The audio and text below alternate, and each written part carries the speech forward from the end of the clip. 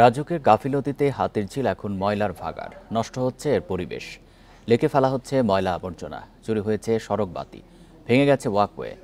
এই অবস্থায় এর দায়িত্ব সিটি কর্পোরেশনকে নিতে বলছেন নগরবিদেরা। তবে রাজুকের দাবি, তদারকির কাজ নিয়মিতই চলছে। রক্ষণাবেক্ষণের 9.5 কোটি টাকার 4.5 কোটি দিচ্ছেন তারা। এই ঈদে জামা জুতো অ্যাক্সেসরিজের ডিসকাউন্ট।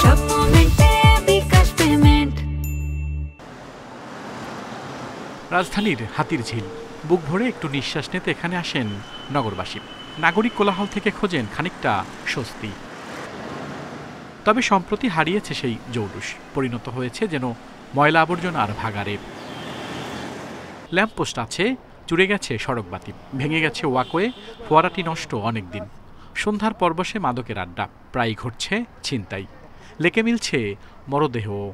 সকালবেলা দেখা যায় যে টোকাই বা বখাটে পোলা বাঞ্জা থাকে, এগুলো সব অফিসে আসার সময় এই রাস্তাতে আসতে দেখা যায় গাজার গন্ধে পেটটা একদম ফুলে যায়। সব লাইটগুলো মনে করেন নাই, দেখেন একটা লাইটও কই গেছে, লাইটগুলো কই গেছে মনে করেন কত পোলা বানাছে, খায় হালাইছে, চুরি করে লয়ে গেছে। এই জায়গাগুলা খুব নোংরা বা এখান থেকে দুর্গন্ধ আসে, সো এই বিষয়টা প্রায় আমরা ফিল করি। আর এর কারণ হিসেবে রাজুককে দুষছেন নগরবিদরা, বলছেন তাদের অক্ষমতার কারণেই এই অবস্থা, তাই এর দায়িত্ব দিতে বলছে সিটি কর্পোরেশনকে।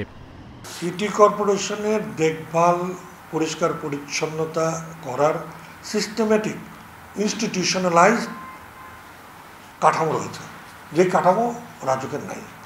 এবং যতই বাগাড়ম্বর করুক, এই কাঠামো সৃষ্টি না করা পর্যন্ত এই ধরনের প্রকল্প পরবর্তী রক্ষণাবেক্ষণ দায়িত্ব তার নেওয়াই উচিত না।